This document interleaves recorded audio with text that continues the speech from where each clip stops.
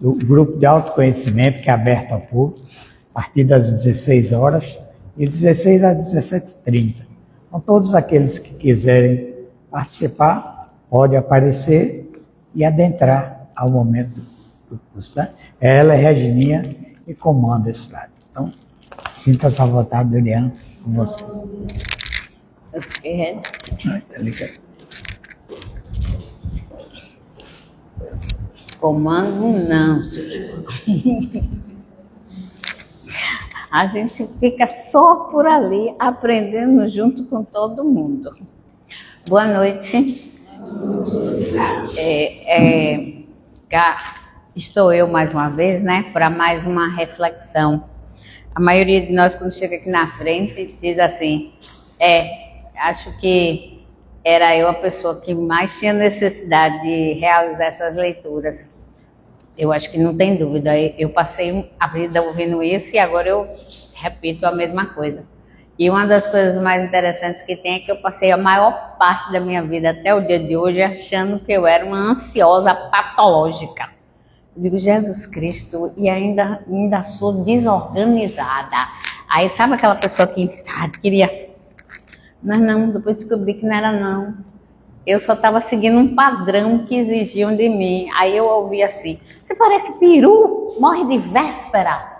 Eu digo, não, estão me mandando fazer, não era bem isso que eu queria não, meu tempo não era esse não. Eu hoje já me descobri mais para a lentidão, graças a Deus, do que para a ansiedade, né? Aí, quando o senhor João nos traz que setembro é o mês onde a gente deve refletir sobre as questões da saúde mental, em virtude de que a gente tem que chamar a atenção para esse fator tão doloroso, tão difícil, que é o suicídio. Pensemos nós em que nível de desespero, de sofrimento deve estar um ser humano para ele achar que, retirando a própria vida, ele vai estar resolvendo todos os nossos problemas. E um desses problemas, né, que a gente vai fazer hoje a reflexão, é a ansiedade. Aí me veio como tema para a noite de hoje, das nossas reflexões, do medo à confiança, um olhar espírita sobre a ansiedade. Aí eu coloquei essas duas gravurinhas aí, parece até que eu resolvi que vou fazer uma reflexãozinha assim, bem de desenho animado, bem rasteirazinha, né, bem rasa, mas não foi essa a minha intenção, porque com todo respeito eu não venho aqui fazer isso com vocês. Mas quem assistiu o filme, e o Divertidamente 2, principalmente com a entrada da ansiedade, vai ver o quanto esse filme traz uma reflexão importantíssima. Tem uma cena mesmo, né, que por isso que eu coloquei ali, a alegria com os braços bem para cima, ameaçando dar um abraço na ansiedade. E olhem vocês, o desespero da pobre da ansiedade, que não queria esse abraço de forma alguma. Então, o que será, né? O que é que nós temos para aprender com a ansiedade de Divertidamente 2? Não é que ela tem a ver, ela e a alegria tem a ver com esse caminho que o Evangelho, que a doutrina espírita nos traz? Tem a ver, sim. É muito interessante. Eu sempre gosto de colocar, antes de começar, como foi que o meu pensamento se estruturou. Porque essa é a minha primeira ansiedade. Todas as vezes que eu vou começar a ler um tema, eu ouço a palestra de leio um livro aqui, leio uma parte de um livro ali, e aí eu vou caminhando. Quando eu descubro o caminho a seguir, aí eu faço, passou. Aí agora vamos em frente. Vou contar a vocês depois porque toda essa encenação. Então, primeiro a gente vai falar, que eu gosto sempre de trazer, a questão da ansiedade na perspectiva da psicologia. Vou trazer um conceitozinho bem tranquilo, bem leve, rápido. Depois o significado da palavra, que é importante, também rapidamente. A origem da palavra ansiedade é latim. Quando a gente aí adentra pela nossa reflexão de hoje, que é ansiedade na visão espírita. Nesse caminhar, eu peguei a questão da ansiedade e felicidade, que é esse livrinho aqui, ó, que acabou de sair do forno, né, 2025, do Leonardo Machado, Ansiedade e o Sermão do Monte, com Ciapone, 2000 e Oliveira, 2000. Não coloquei ali, mas eu acrescentei também o nosso livrinho que a gente está utilizando no grupo de autoconhecimento, que é Saúde Existencial, do Alírio Cerqueira, né? Então ele também tem uma conexão com essa reflexão que nós vamos buscar fazer hoje. Bom, ansiedade na perspectiva da psicologia, de uma forma bem leve. Ansiedade, ela é uma emoção normal, que se torna patológica quando se manifesta de forma excessiva, interferindo na vida cotidiana e exigindo tratamento psicológico. Então, como a gente pode perceber, sempre que a gente fala em ansiedade, a primeira coisa que nos vem à mente é que é algo negativo. Não, a ansiedade é uma das emoções que faz parte da vida dos seres humanos e que serve para perpetuar a espécie, assim como o medo. Quando a gente tem medo, o que é que a gente faz? A gente se posiciona em sentido de esquiva e fuga, porque a gente não vai ficar ali para ser alvo de que pode vir a nos atingir. A ansiedade também. A ansiedade, ela perpetua a espécie por dois caminhos, né? Um positivo, que não é muito agradável, e o que o positivo, que é agradável, e o que é negativo, que não é tão agradável assim. Mas, em ambos os casos, ela serve para perpetuar essa espécie. Então, a ansiedade, ela é uma resposta emocional caracterizada por sentimentos de insegurança, preocupação e medo em relação ao futuro. Embora seja uma reação normal a situações estressantes, como em entrevistas de emprego ou apresentações, a ansiedade pode se tornar um transtorno quando se manifesta de forma intensa, persistente, afetando a qualidade de vida da pessoa. Então, quando ela passa do normal, quando ela afeta a qualidade de vida da pessoa e das outras pessoas que estão no seu entorno, ela se transforma numa patologia. Aí agora ela já precisa de um tratamento. Ela sai do campo de uma emoção que tem a utilidade de perpetuar a espécie. Como todas as outras emoções, ela também tem essa função. Qual é o significado da palavra? Aí a gente vai lá no nosso bom e velho Aurélio, quando ele nos diz, enquanto substantivo, ela é um grande mal-estar físico e psíquico, é uma aflição, uma agonia. Aí ele nos traz como exemplo: a demora no atendimento causa-lhe ansiedade. Pense a gente numa fila, esperando para ser atendido pelo médico, pelo dentista ou no banco, onde for. Aí, de repente, ao invés da gente sacar o celularzinho da gente, começar a jogar, ou o livrinho, começar a ler, a gente fica. E aí vira o corpo, daqui a pouco começa a reclamar com o outro, Pense na falta de estabilidade que isso provoca. E no sentido figurado, o dicionário vai nos trazer duas perspectivas. Quando ele diz desejo veemente e impaciente. O exemplo: grande ansiedade, com grande ansiedade, aguardar o casamento. Aí a gente vai ver que a ansiedade também, quando ela está no campo ainda da normalidade, ela tem suas diferentes nuances. Num casamento, o noivo e a noiva estão estressadíssimos, ansiosíssimos, assim como as famílias em segunda instância.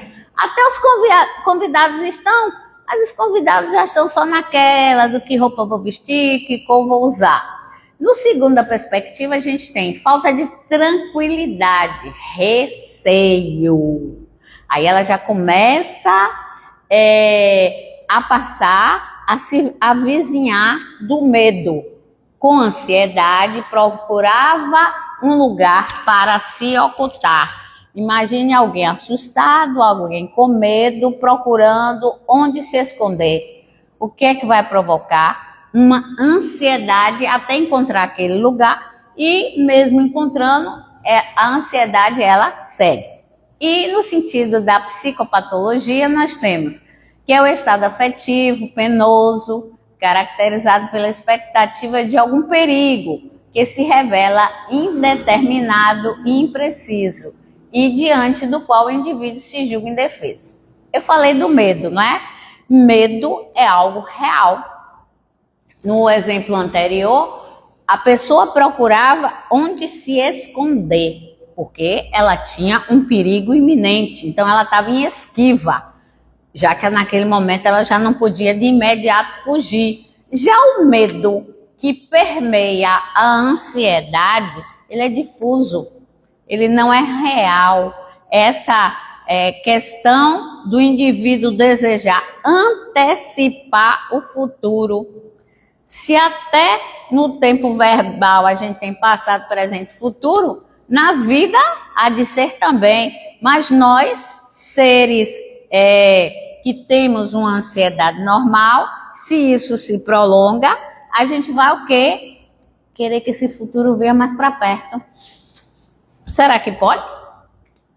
A origem em latim. Eu tentei colocar ali uma gravurinha de um Sócrates ansioso, né? Não sei se ele está muito ansioso não, ou está somente refletindo.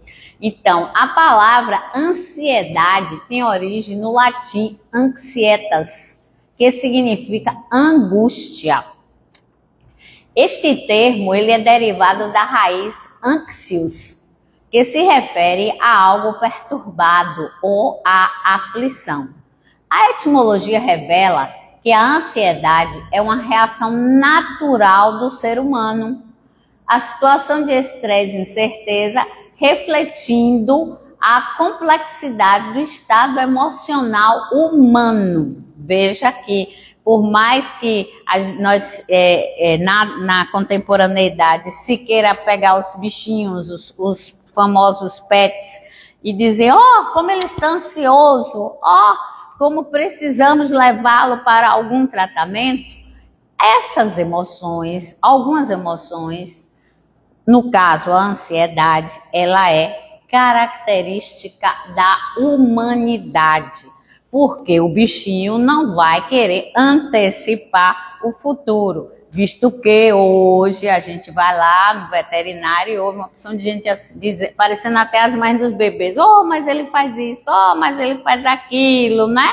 Isso já é uma ansiedade permeando algo ou que não está bem colocado, bem posicionado. Mas aí deixemos essa para outro momento. E aí, perdão, a ansiedade na visão espírita, não é? Então a gente começa aqui agora a nossa caminhada na reflexão dessa noite.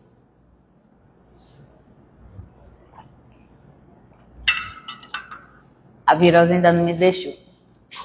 A compreensão psicológica e psiquiátrica da ansiedade possibilita-nos percebê-la antes no seu grau mais leve, como uma característica humana muito útil para o desenvolvimento em várias áreas do conhecimento, da cultura, das artes, etc. E com isso melhora a sociedade e favorece a felicidade. Por quê? Porque a ansiedade, ela é motivadora, ela inquieta e motiva para que a gente busque caminhos. Tem um comercial que às vezes eu gosto de trazer de exemplo, ele é antigo. É um comercial da CNPq, que ele ia jogando várias perguntas e no final dizia assim, o que move o mundo não são as respostas, são as perguntas. Então a ansiedade, ela é motivadora do conhecimento, ela é motivadora da cultura e das artes.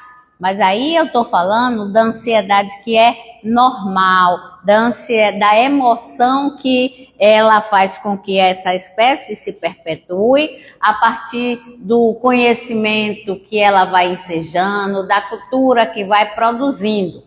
Só que quando isso se amplia, não é? E aí a gente tem, é possível que esse enfoque da ansiedade relacionada à felicidade, com a contribuição dos conteúdos do Espiritismo, represente algo novo e audacioso. Isso aí foi Silva, quando prefaciou o livro do Machado, que é esse livro aqui, quando ele diz que essa relação entre ansiedade e felicidade é algo novo e audacioso. O livro é de 2025, Divertidamente de 2023, se eu não estou enganada. E o filme já traz essa reflexão. Ele já fala, né, dessa questão, dessa relação entre ansiedade e felicidade. Porque no senso comum, o que é que a gente pensa? Ansiedade só tem um lado negativo. Não. Se ela é emoção, ela perpetua a espécie. Se ela é emoção, ela nos traz coisas bem mais significativas que essas, não é verdade? Então, ansiedade, claro, na visão espírita, ansiedade e felicidade de 2025. Na introdução do livro, ele vai trazer para a gente. Minha felicidade não é deste mundo. Dor, emocional e amor. Personalidade é transitória e impermanente. E isso é igual a apego. Transcendente e imanente é igual a felicidade na vida maior, permanecerá.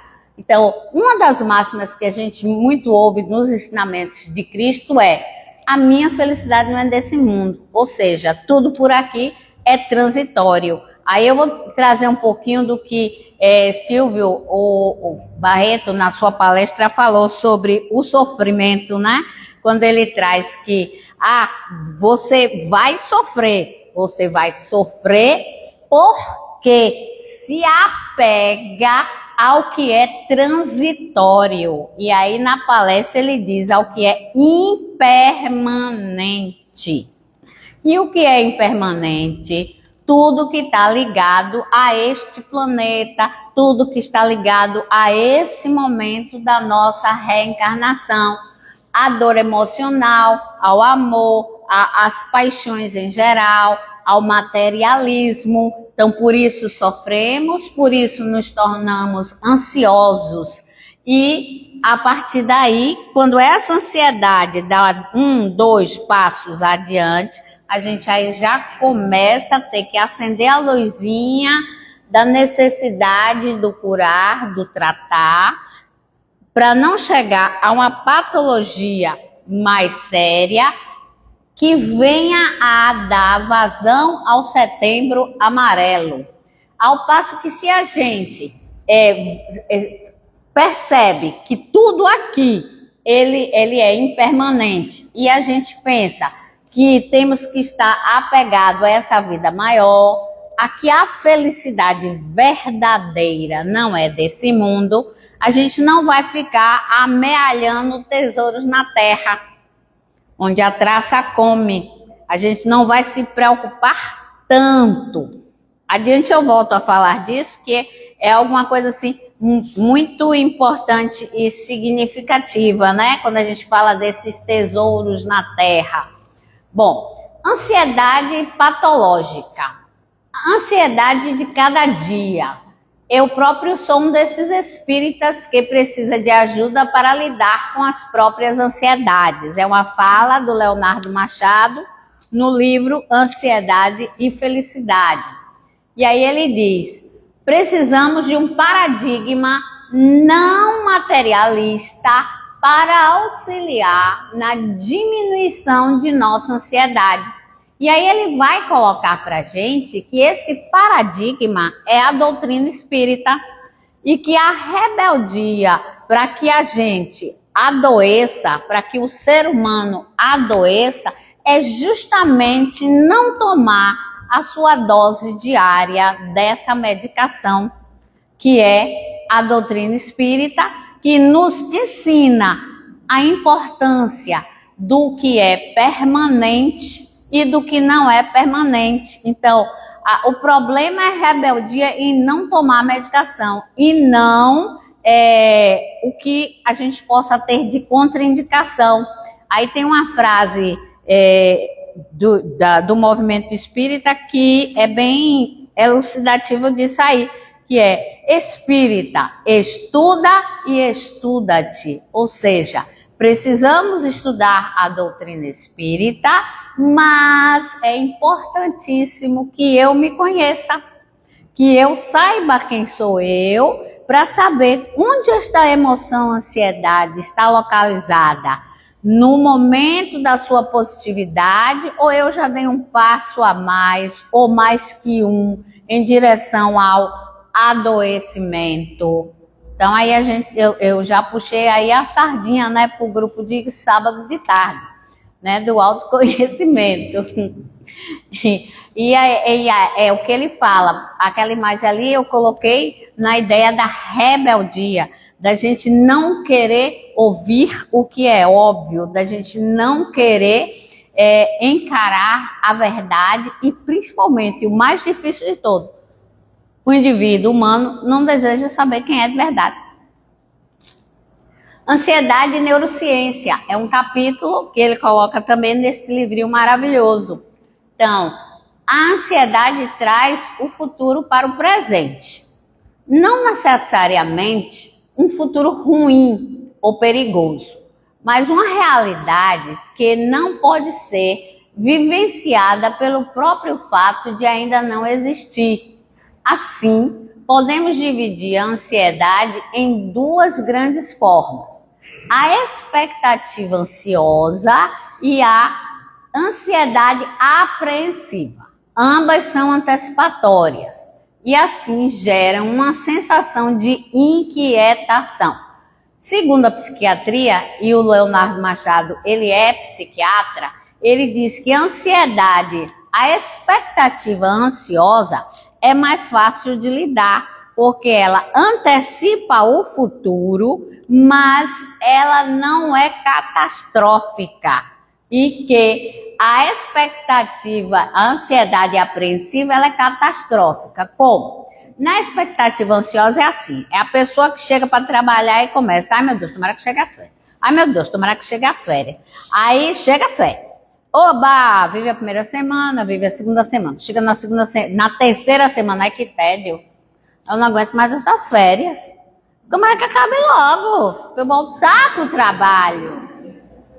E aí a gente tem mais um problema, porque é o poliqueixoso, é o cara insatisfeito, é aquele que não está bem com nada, mas pelo menos não está antevendo que os pedacinhos do céu vai cair.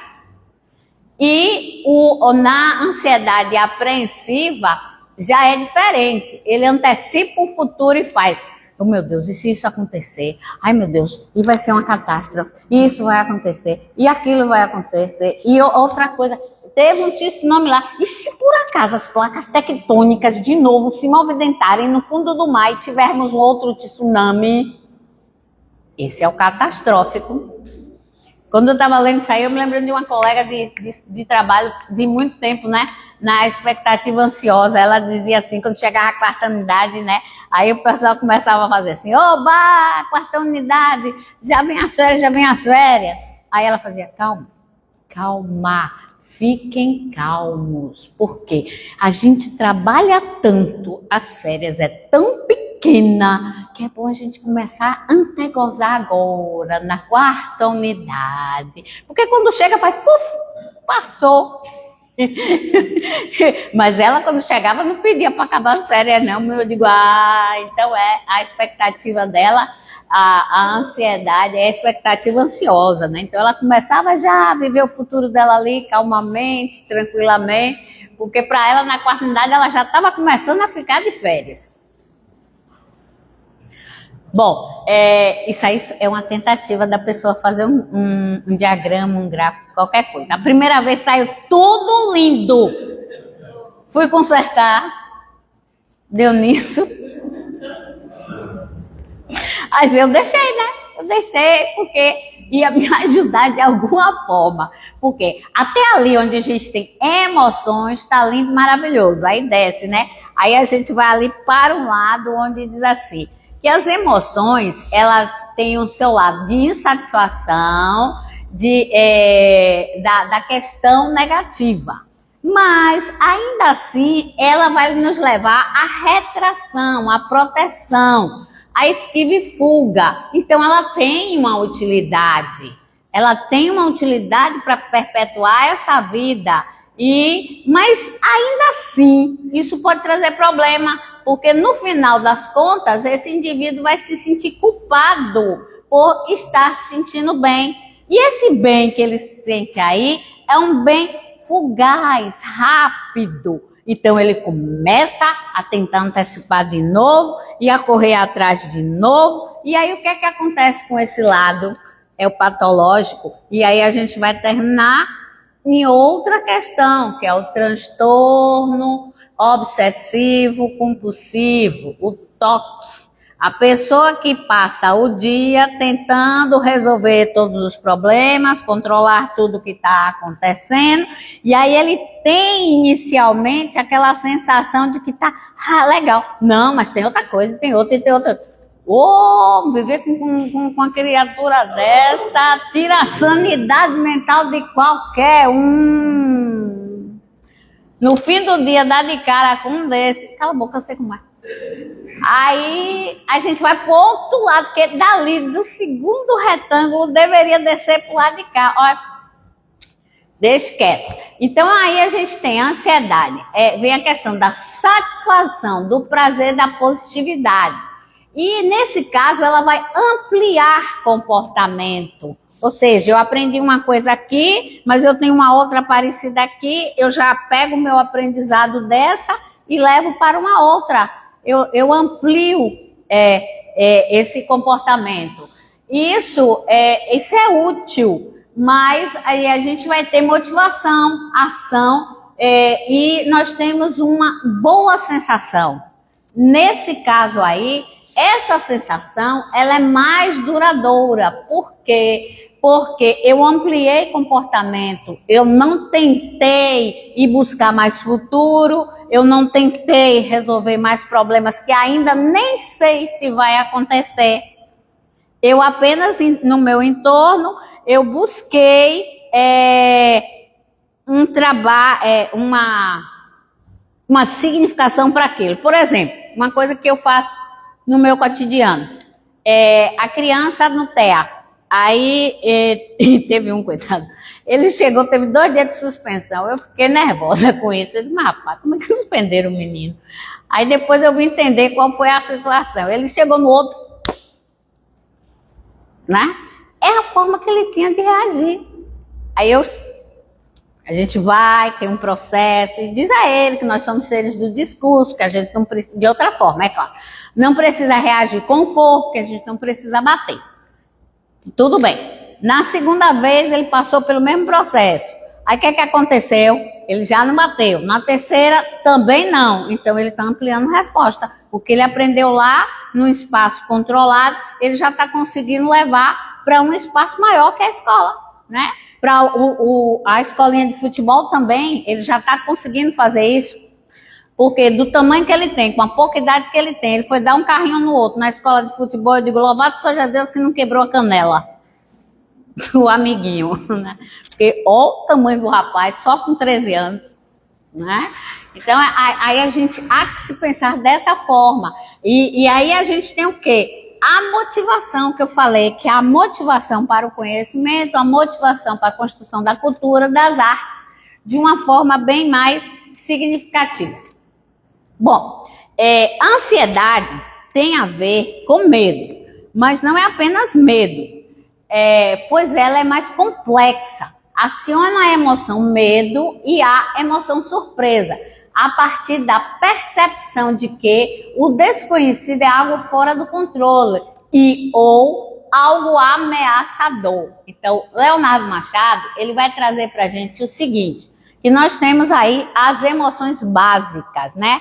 Aí a gente tem o nojo, a gente tem a tristeza, a alegria, a surpresa, Vixe, faltou duas. Mas sim, essas que nós temos aí. Então, o que é que acontece? A alegria é a única emoção positiva. Por que será? E o ser humano, dentre as 6 emoções básicas, só tem a alegria como positiva. Porque a gente precisava perpetuar a espécie. E o medo faz com que a gente se preserve. E a ansiedade, no nível bom, faz com que a gente desenvolva a cultura, que a gente desenvolva o pensamento. E aí ele traz uma coisa que eu achei super legal, que é o seguinte, que assim, a surpresa é considerada como uma emoção neutra, porque a depender do que motivou a surpresa, ela pode ser boa ou não. Se você tem a surpresa de um presente, é boa, mas se você tem a surpresa de ser demitido, nada de bom, né? Por isso ela é considerada neutra. Já a alegria não, ela é a única positiva e ela tem o poder de dialogar e de refletir com todas as outras emoções e talvez por isso, segundo Leonardo, a gente tenha esse desejo de viver pela alegria, mesmo que ela seja curta, por pouco tempo, como a gente sabe, né? Que aquela boa e velha frase, tudo passa. O difícil e o que é bom também passa. Ansiedade e incertezas ancestrais, ansiedade, transições e incerteza. É importante a gente pensar e como é gratificante a gente lembrar que Jesus, ele dedicou boa parte do Sermão do Monte para falar da ansiedade.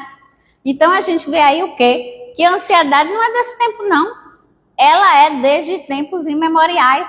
E que, claro, diante da velocidade de informações, de toda a tecnologia, de como anda o nosso tempo psicológico, a ansiedade, ela é muito mais intensa hoje, mas ela desde sempre esteve presente no caminho da humanidade, em todas as suas transições.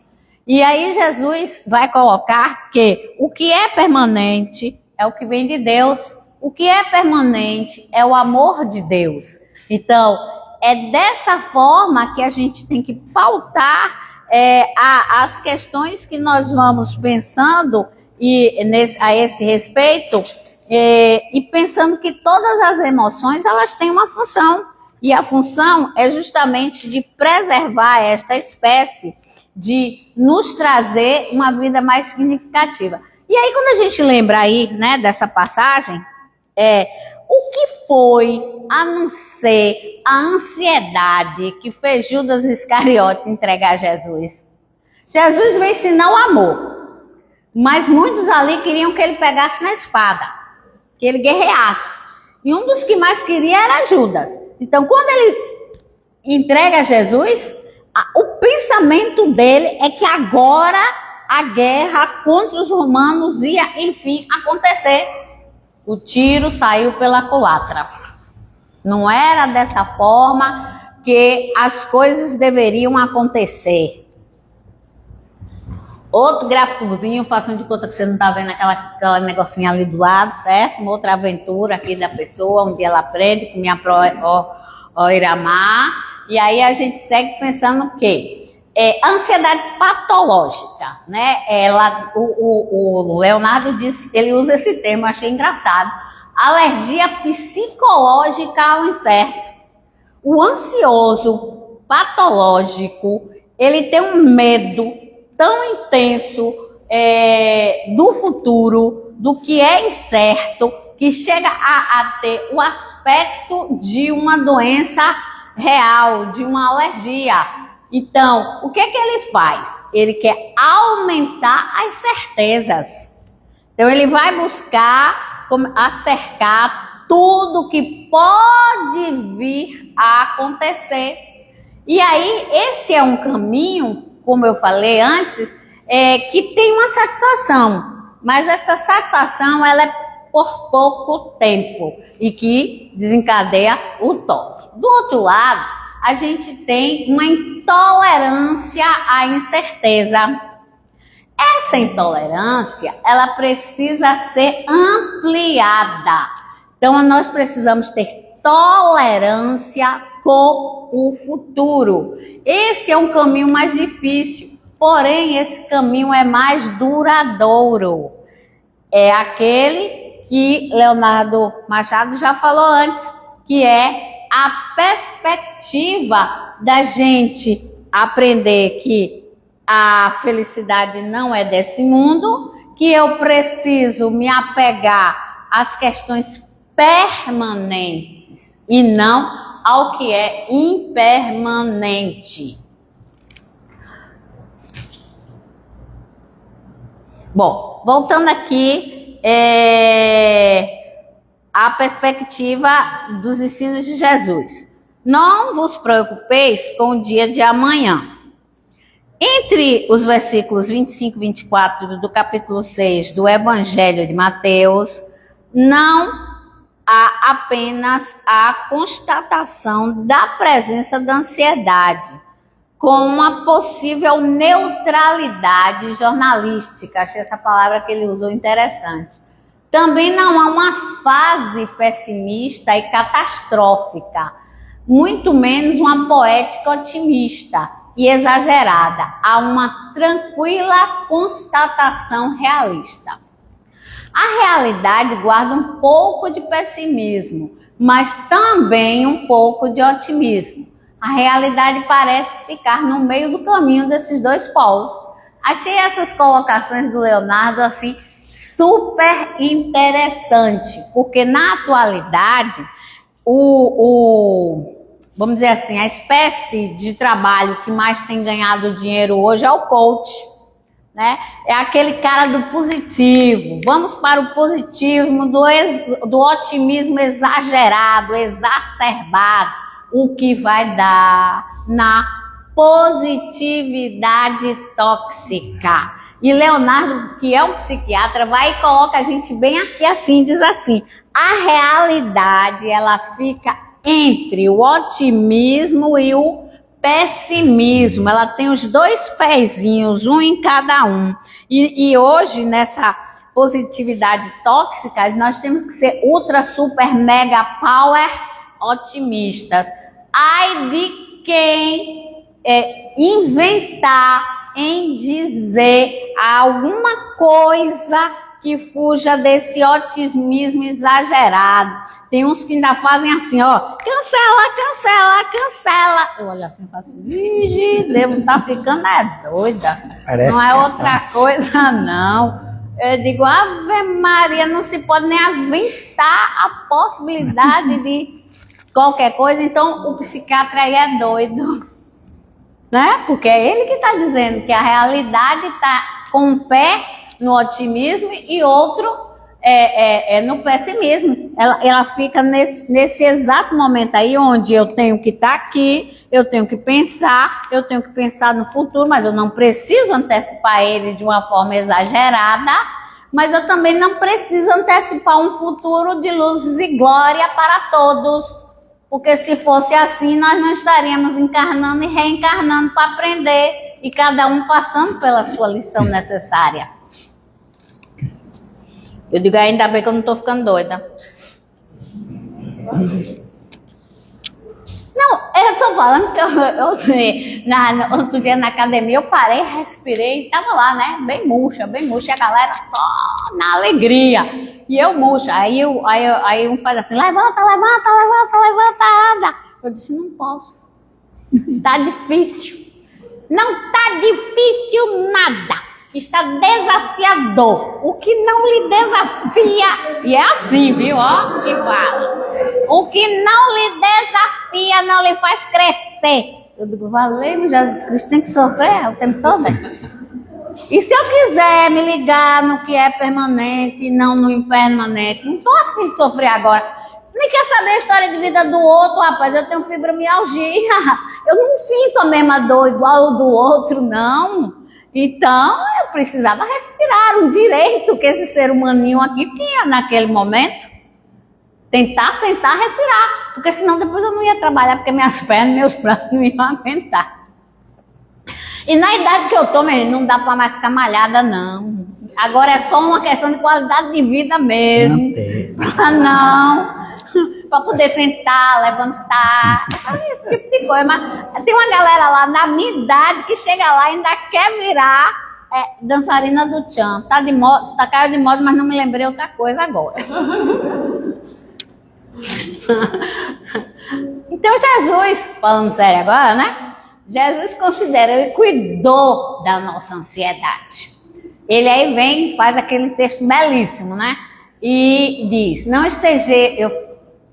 reduzir aí.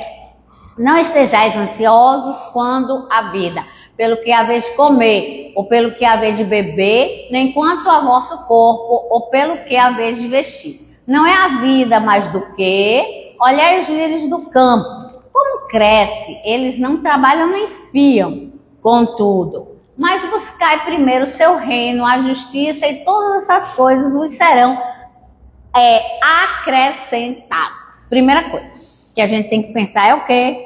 Algo que já é lugar comum, que todo mundo aqui sabe. Jesus falou por quê? Por parábolas. Então, nós precisamos o quê? Interpretar o que Jesus nos falou, pensar que quando ele diz, não estejais ansiosos quanto à vida. Sim, correto. Não estejais ansiosos pelo que haveis de comer. Espera aí, se eu for pensar isso na íntegra, eu vou negar a lei de trabalho, que é lei divina, e é o trabalho que dignifica esse homem, e é através do trabalho honesto que eu posso ter o que comer, o que vestir, onde me abrigar. Afinal, eu estou encarnada em um corpo denso, que precisa de alimento, de abrigo, não é? Que precisa vestir, que precisa de segurança. Então, eu vou realizar a 8ª lei de trabalho. Aí Jesus diz também, não amealhais tesouros na terra, não é? Porque a traça come. Então, a gente tem que pensar só nos tesouros do céu. Não é bem assim. Ele disse, não se apegueis ao material. Mas a gente, ainda encarnado aqui nesse planetinha Terra, precisa do que é material. Não de forma exagerada, né? Mas é necessário que nós tenhamos. Então, aí Leonardo vai dizer para a gente que Kardec, ele fala sobre a posse do necessário. E aí ele questionou os benfeitores sobre qual era a parcela de felicidade possível ao indivíduo durante a existência. A felicidade baseada em 3 componentes: a consciência tranquila, a fé no futuro e a posse do necessário.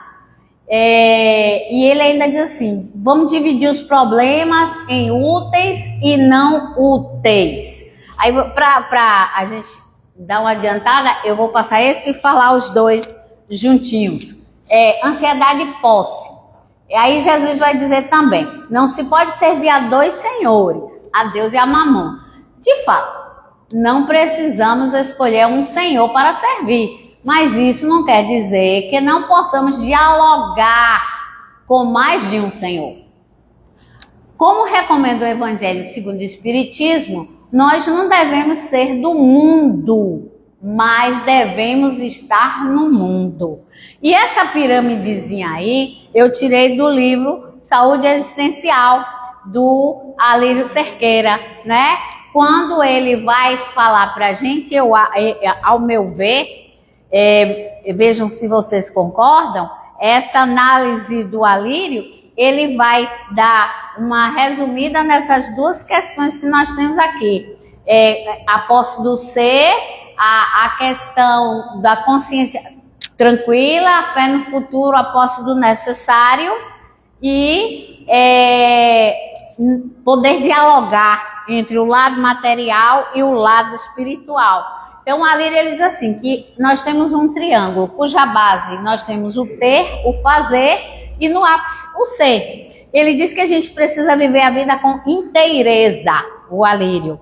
E que inteireza é essa? Eu entendo que é uma inteireza possível no planeta Terra, não a inteireza total que se deseja em planetas mais adiantados. Então, à medida que eu faço para ter, pensando em mim e no outro, eu vou estar vivendo essa vida com inteireza, eu vou ter um ser mais completo, um ser empático, um ser que vai pensar no outro e que mesmo que eu tenha mais do que o necessário, mesmo que eu tenha dialogado ali entre os dois senhores e tenha mais que o necessário, eu vou pensar na máxima espírita.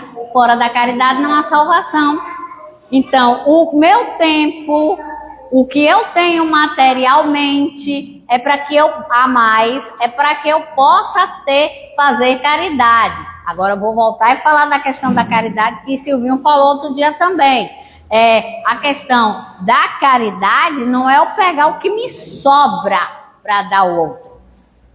É eu ter algo especial, algo novo, algo de bom. Eu não vou pegar o resto. Eu vou pegar algo novo, algo bom para fazer essa caridade. Às vezes a gente diz assim, vou limpar meu guarda-roupa. Eu vou pegar essa roupa e dar. Isso não é caridade, não. Não. Você quer fazer caridade? Compra roupa nova. Com o dinheiro que você trabalhou.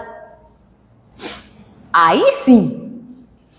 Mas não é pegar o que está ali sobrando lá não quero mais, saiu de moda, agora eu vou dar.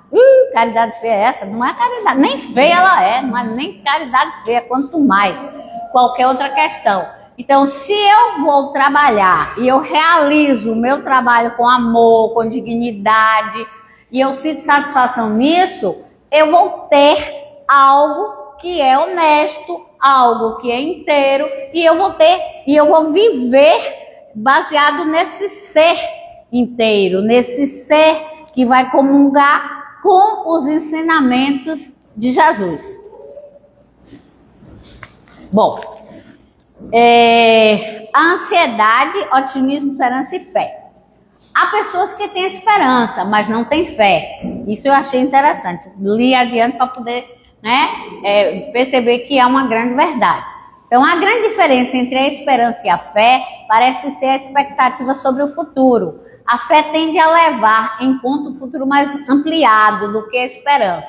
É mais ou menos assim. O que, às vezes, quem tem fé tem esperança, mas nem todo mundo que tem esperança tem fé. Porque a esperança, ela está ligada ao material. Então, ela pode se perder, porque ela está diante do que é impermanente. Já a fé não. A fé a gente se conecta com Deus, a gente se conecta com a vida verdadeira, com a felicidade verdadeira que não é deste mundo. Então a fé, ela é paciente, ela não quer antecipar futuro nenhum. Aí ali embaixo, não dá para ver direito, eu coloquei uma citação da Helen Keller, que na infância ela fica surda e cega, e ela consegue aprender a ler, ela consegue aprender a escrever, ela se torna uma pedagoga, ela deixa várias obras. Então ela tinha esperança e fé e esperança, né? E ela foi esse grande exemplo.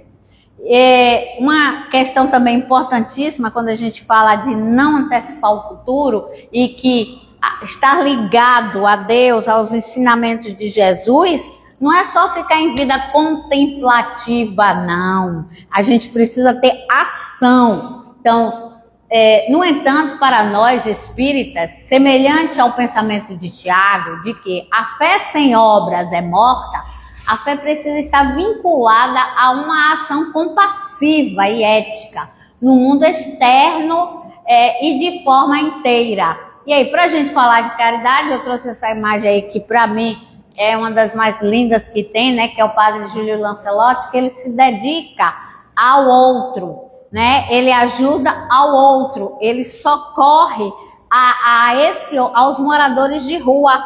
Algumas pessoas aqui dizem assim, tá na rua por quê? Porque tem preguiça de trabalhar, não faz uma reflexão sobre a questão social que envolve aquele indivíduo. É aquilo que eu falei da positividade tóxica, O excesso de otimismo, ele desconsidera, ele desqualifica a dor do outro. Ela não é nem um pouco empática. Ninguém pensou que quem está morando ali na rua, quais os motivos que levaram ele até lá. Então não é só criticar, é ajudar, é ter a fé com a ação, com a caridade. E a conquista prévia, né, que o Leonardo traz também, quando ele diz que os genes parecem influenciar a facilidade com que a pessoa sente otimismo. E isso é uma visão reencarnacionista.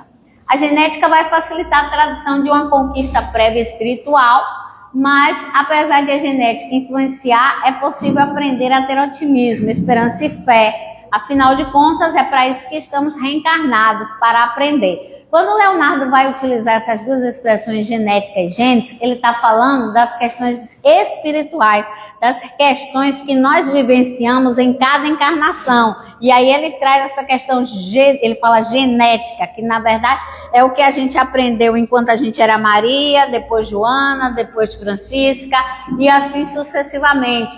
E aí ele fecha, acho de uma forma muito importante, dizendo que é para isso que estamos encarnados, né? Para aprender. O aprendizado, ele começa com pequenos passos. Fé, esperança e caridade são chamadas as 3 virtudes teológicas, porque Paulo de Tarso escreveu que permaneciam fé, esperança e caridade, mas que dessas 3 a caridade seria a maior. Né? Então, aquilo bem negrito, todas as letras maiúsculas que nós sabemos. A empatia, a caridade, não só a contemplação. Faltou só uma coisinha aqui, né? Quando eu coloquei aqui. Dividir os problemas em úteis e não úteis. Quando o Leonardo fala disso, ele diz assim, que os problemas úteis são aqueles que a gente consegue resolver.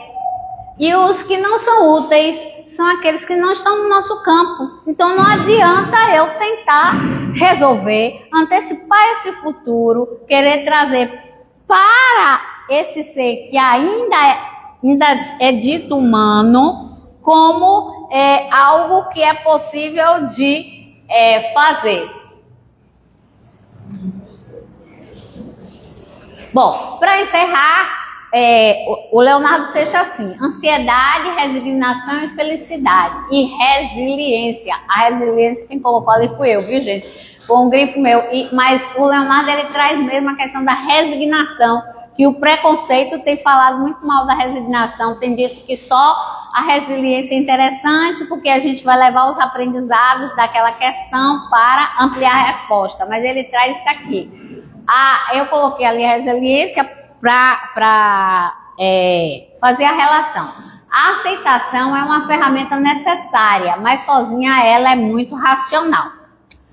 A resignação envolve a aceitação, que é componente cognitivo, componente racional, mas ela adiciona a fé, componente que transcende a razão tradicional e adentra em uma esfera experiencial. A resignação é a aceitação da fé. O preconceito tem levado ao pensamento de que a resignação é passiva, um erro. Passiva é a acomodação, a resignação é ativa. Portanto, a resignação é um dos mais importantes e potentes instrumentos que catalisa os diversos meios para diminuir a ansiedade e aumentar a felicidade. Então, qual é a receita que o Leonardo Machado nos traz a partir da visão espírita da ansiedade?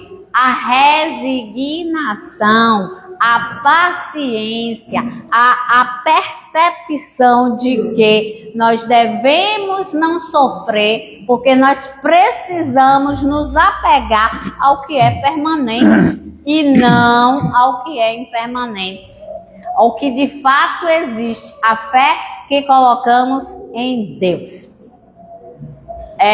Bem rapidinho eu já falei sobre a cena de Divertidamente. E aí uma pérola de Divaldo só para a gente fechar, quando ele disse que estava lá fazendo, e chegou para fazer uma palestra, e aí um ansioso passa por ele 4 vezes, né? Na primeira ele faz assim para Divaldo: falta 1 hora para começar a palestra, vai começar na hora ou vai atrasar?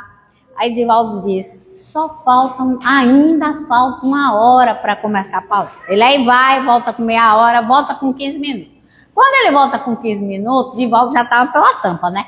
Aí ele fala assim para o cara: o senhor sabe quantas pessoas morrem em 1 segundo?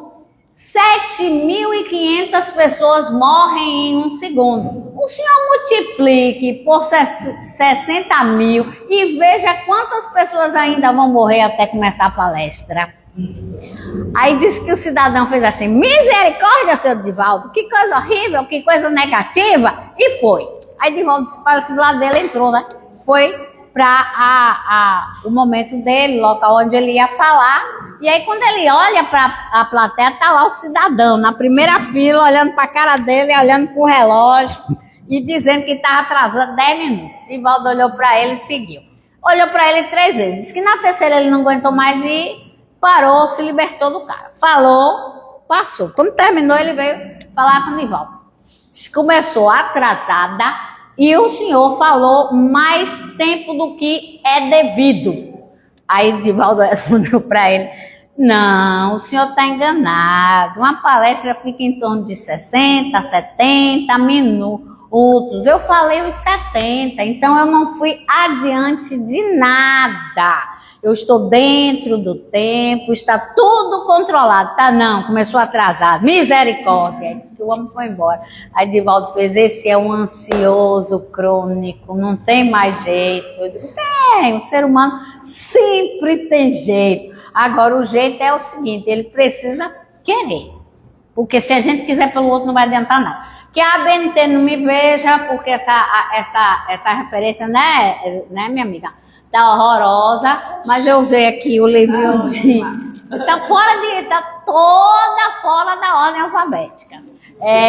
Do Leonardo, o Evangelho, esses 2 sites onde eu assisti palestras de Divaldo e do Haroldo, e o livrinho do nosso grupo de autoconhecimento.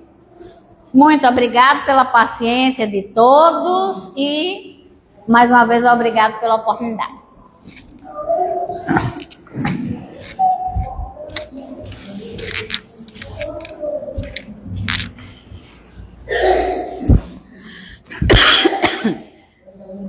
A nossa gratidão a Doriana, que trouxe essa aula para todos nós, para que a gente pudesse trabalhar um pouquinho, né?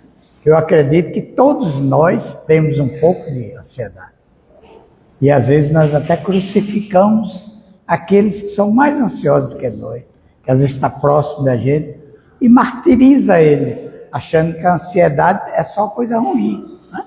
Como ela colocou. Então, a partir de agora, a gente já vai ter mais um pouco de cuidado.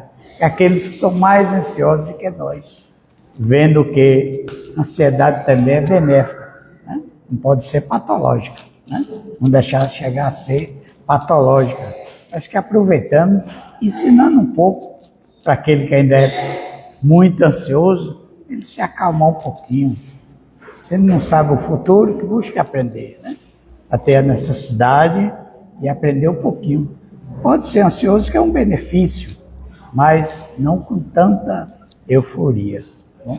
Mas vocês vão ter hoje, vocês ouviram falar sobre a ansiedade, né? Sobre esse cuidado todo. Aí na próxima semana a Iramar vem falar corpo e espírito, nas desconstruções de padrões físicos e intelectuais. Ela vai lá voltar um pouquinho, dar mais uma receita para trabalhar essa ansiedade, né? Desconstruir esse papel da ansiedade também. Do que ela... Oi?